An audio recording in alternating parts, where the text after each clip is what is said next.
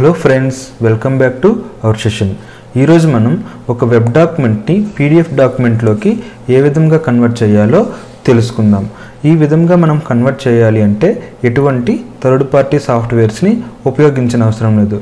కేవలం మనం ఉపయోగిస్తున్న క్రోమ్ బ్రౌజర్లోని సేవ్ యాజ్ పీడిఎఫ్ అనే ఒక ఆప్షన్ ఉంటుంది. దాని ద్వారా మనం వెబ్ డాక్యుమెంట్ని డైరెక్ట్గా పీడిఎఫ్ డాక్యుమెంట్లోకి కన్వర్ట్ చేయొచ్చు. ఇప్పుడు మనం అది ఎలా చేయాలో తెలుసుకుందాం. ముందుగా మనం క్రోమ్ బ్రౌజర్ని ఓపెన్ చేసుకొని హిస్టరీ ఆఫ్ ఇండియా అనే ఒక వికీ వెబ్ పేజ్ని నేను ఇక్కడ ఓపెన్ చేసుకుంటున్నాను. ఇక్కడ మనకి వెబ్ పేజ్ ఓపెన్ అయింది కదా.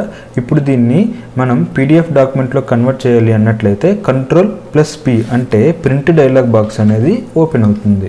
ఇక్కడ మనకి డెస్టినేషన్ అనే ఒక లేబుల్ ఉంది కదా, దానికి ఆపోజిట్లో ఒక డ్రాప్ డౌన్ మెనూ ఉంటుందన్నమాట.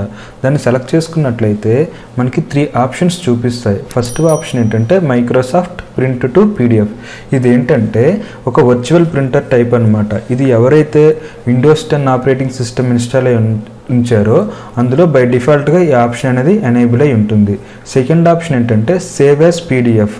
ఈ సేవ్ యాజ్ పీడిఎఫ్ ఆప్షన్ ఏంటంటే క్రోమ్ బ్రౌజర్తో బై డిఫాల్ట్గా వచ్చే ఆప్షన్. మనం ఈ ఆప్షన్ సెలెక్ట్ చేసుకున్నట్లయితే వెబ్ డాక్యుమెంట్ అనేది పీడిఎఫ్లో కన్వర్ట్ అవుతుంది. థర్డ్ ఆప్షన్ ఏంటంటే సేవ్ టు గూగుల్ డ్రైవ్. ఇదేంటంటే ఒక పీడిఎఫ్ డాక్యుమెంట్ని జనరేట్ చేసి డైరెక్ట్గా గూగుల్ డ్రైవ్లోకి అప్లోడ్ చేస్తుంది అనమాట. సో మనకి ఇందులో ఫస్ట్ ఆప్షన్ అనేది ఏంటంటే ఓన్లీ విండోస్ 10 ఆపరేటింగ్ సిస్టంలో మాత్రమే ఉంటుంది కనుక ఇది మనం ప్రిఫర్ చేయకూడదు. ఎందుకంటే ఇప్పటికీ కొంతమంది విండోస్ 7 ఆర్ 8 యూజ్ చేస్తున్నారు కనుక వాళ్ళకి ఆప్షన్ అవైలబిలిటీ ఉండదు. అందువల్ల మనం ప్రతి ఆపరేటింగ్ సిస్టమ్కి వర్క్ అయ్యే ఆప్షన్ ఏంటంటే సేవ్ యాజ్ పీడిఎఫ్. సో మనం ఆ ఆప్షన్ సెలెక్ట్ చేసుకుని బాటంలో సేవ్ అనే బటన్ ఉంటుంది కదా, దాన్ని క్లిక్ చేసుకుందాం. క్లిక్ చేసుకున్న తర్వాత ఇక్కడ మనకి ఫైల్ నేమ్ అనేది అడుగుతుంది అనమాట. ఇక్కడ మనం సపోజ్ ఇండియా 3 అని ఇద్దాం. ఇచ్చినట్లయితే మనకి డెస్క్టాప్ మీద ఒక వెబ్ డాక్యుమెంట్ అనేది డైరెక్ట్గా పీడిఎఫ్ డాక్యుమెంట్గా కన్వర్ట్ అవుతుంది అనమాట. సో ఈ విధంగా మనం వెబ్ పేజ్ని పీడిఎఫ్ పేజ్గా మార్చుకోవచ్చు క్రోమ్ బ్రౌజర్ ఉపయోగించి. ఇప్పుడు ఇదే ఆప్షన్ని మనం ఫైర్ ఫాక్స్ బ్రౌజర్లో ఏ విధంగా చేయాలో తెలుసుకుందాం.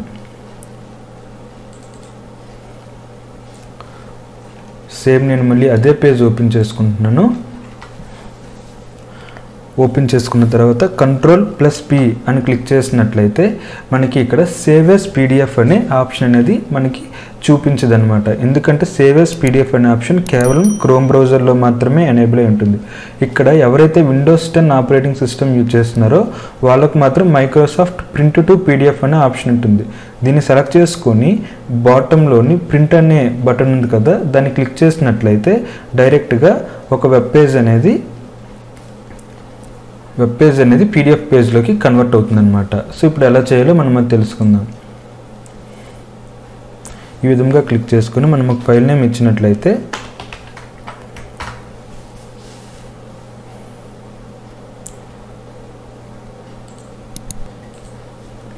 టోటల్గా 100% అయింది.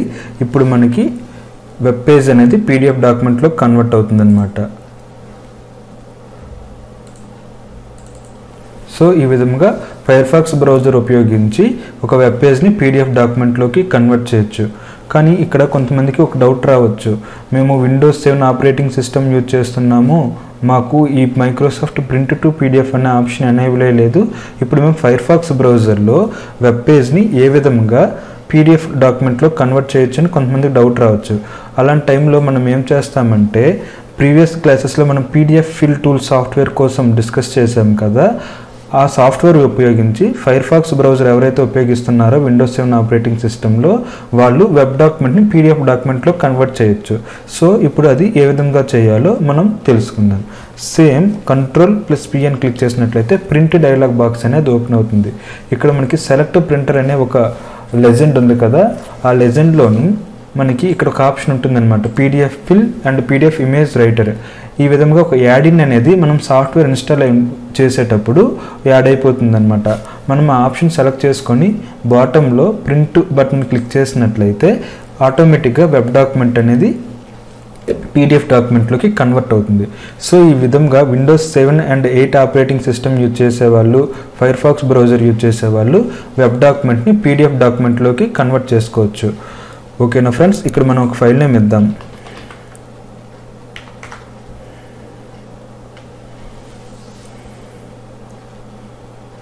ఫైల్ నేమ్ ఇచ్చాము ఇండియా 2 అని. ఇప్పుడు ఆటోమేటిక్గా వెబ్ డాక్యుమెంట్ అనేది పీడిఎఫ్ డాక్యుమెంట్లోకి కన్వర్ట్ అయింది ఫ్రెండ్స్. సో ఈ విధంగా మనం ఎటువంటి ఆపరేటింగ్ సిస్టమ్ యూజ్ చేసినా, ఎటువంటి బ్రౌజర్ యూజ్ చేసినా మనం వెబ్ పేజ్ని పీడిఎఫ్ డాక్యుమెంట్లోకి ఏ విధంగా కన్వర్ట్ చేయాలో మనం డీటెయిల్డ్గా చూసాం ఫ్రెండ్స్.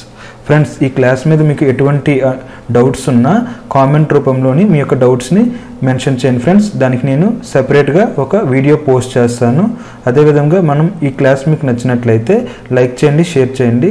అదేవిధంగా ఇప్పటికీ ఈ వీడియోలు చూస్తూ మన ఛానల్ సబ్స్క్రైబ్ చేసుకోకపోతే సబ్స్క్రైబ్ చేసుకోండి ఫ్రెండ్స్.